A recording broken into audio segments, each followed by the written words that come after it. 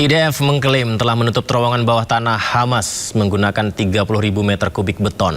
Infrastruktur tersebut dilaporkan membentang sepanjang 16 km di bawah pemukiman di kota Rafah, Gaza.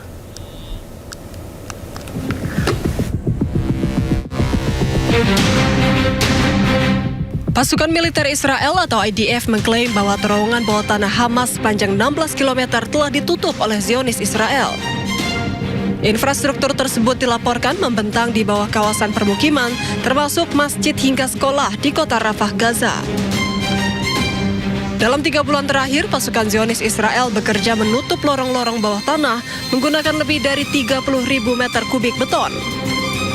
Terowongan Hamas sedalam 25 meter tersebut mencakup sekitar 80 tempat tinggal dan berfungsi sebagai pusat komando dan logistik.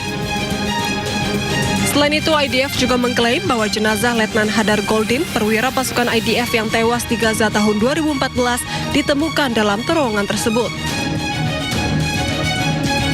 Ya, ini kalau tadi bicara soal pajak di e-commerce, berikutnya ini juga ada informasi tentang potongan komisi dari 20 ke 8% untuk ojek online atau ojol yang berlaku mulai hari ini 1 Juli 2026. Aturan baru potongan 8%. Jadi aturan potongan 8% ini adalah sebuah langkah konkret dari pemerintah demi mendongkrak kesejahteraan pengemudi ojek online di jalanan. Gimana nih para ojek online yang menyaksikan? Silakan.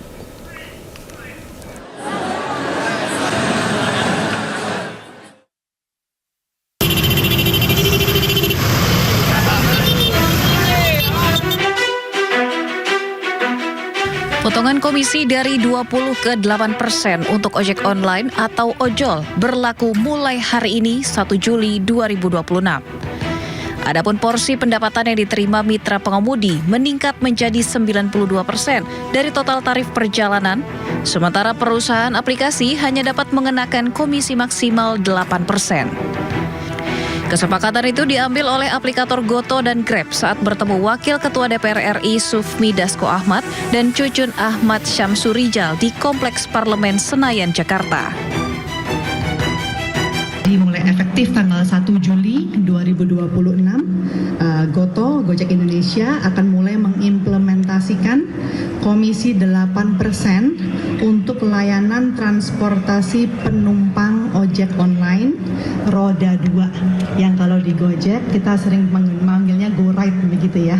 Jadi ini akan efektif sekali lagi tanggal 1 Juli tahun ini. Ingin menyampaikan bahwa Grab Indonesia akan mulai mengimplementasikan komisi 8% untuk layanan transportasi penumpang ojek online roda 2, kalau di Grab namanya Grab Bike, dan implementasi ini akan efektif dimulai tanggal 1 Juli 2026. Aturan kebijakan baru yang membatasi potongan komisi aplikasi maksimal 8% untuk layanan transportasi penumpang roda 2 sebelumnya disampaikan oleh Presiden Prabowo Subianto dalam peringatan Hari Buruh Internasional atau May Day 2026 lalu. Ini adalah sebuah langkah konkret dari pemerintah demi mendongkrak kesejahteraan pengemudi ojek online di jalanan.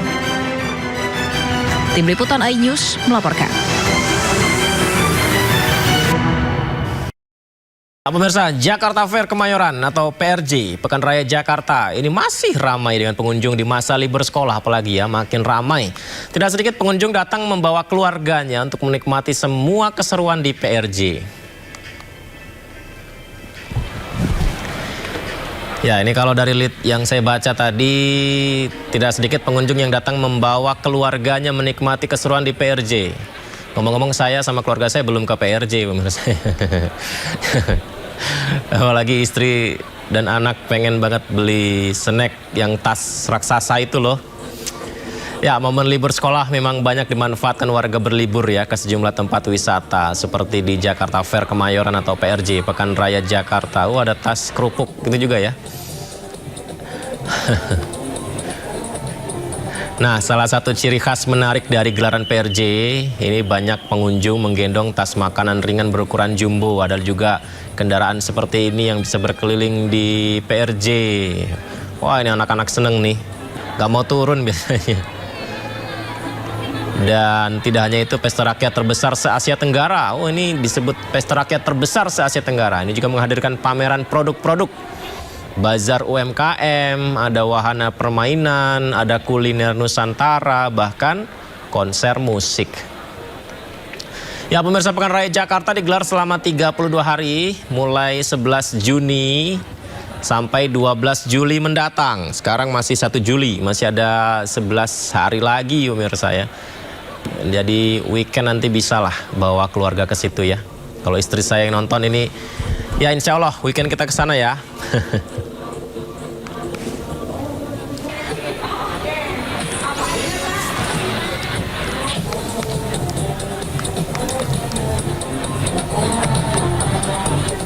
Ya, mumpung ini lagi tayang live, saya jualan kemeja dulu ya pemirsa ya. Ayo kakak, dibeli kakak kemejanya, ada 250.000, warnanya bebas, silakan dipilih. Kakak ini live, bisa dikomen di media sosial, dipilih ya. Ada warna abu, ada warna jingganya orange, ada warna biru kemejanya, juga ada ungu, ada coklat, putih. Silahkan kakak, 250.000 untuk 3 kemeja saja, murah meriah kakak. Silahkan langsung klik di keranjang kuningnya kakak, langsung check out aja. Yang mau tanya-tanya juga boleh. Oke, ini saya baca ya tanya-tanyanya ya, silahkan di komen. Pertanyaan pertama, Kak, ada warna apa aja? Dapat warna apa aja? 250.000, dapat warna bebas, tinggal pilih. Bisa yang warna ini, silahkan. Ini kualitasnya bagus ya, langsung beli saja, murah meriah. Ada pertanyaan lagi, Kak, jualan gini bayar pajak nggak? Ya haruslah bayar pajak, karena pemerintah kan sudah nunjuk platform e-commerce dalam negeri sebagai pemungut pajak penghasilan pasal 22 atas transaksi penjualan barang yang dilakukan para merchant di marketplace. Kita simak.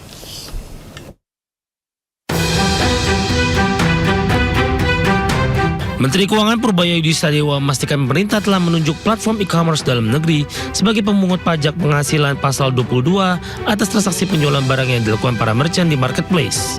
Kebijakan tersebut direncanakan mulai berlaku pada Juli dan akan diimplementasikan mulai Agustus 2026. Purbaya menjelaskan kebijakan tersebut diterapkan untuk menciptakan persaingan usaha yang lebih adil antara pedagang online dan pedagang offline. Menurutnya, banyak pelaku usaha konvensional menyampaikan keberatan karena menilai beban perpajakan yang mereka tanggung belum seimbang dengan pedagang yang berjualan melalui platform digital. Pajak tambahan angle-nya adalah karena banyak pengusaha offline yang protes sama saya. Mereka bayar PPN, kau yang online nggak bayar. Gitu kira-kira, hanya itu supaya menciptakan playing field yang lebih seimbang. Mulai 1 Juli, Pak. Sepertinya itu. Purbaya juga menegaskan kebijakan tersebut bukan merupakan pengenaan pajak baru, melainkan hanya perubahan mekanisme pembayaran PPh. Jika sebelumnya pedagang online membayar pajak secara mandiri, kini marketplace akan ditunjuk sebagai pihak yang memungut PPh pasal 22, sehingga proses pemenuhan kewajiban perpajakan menjadi lebih sederhana.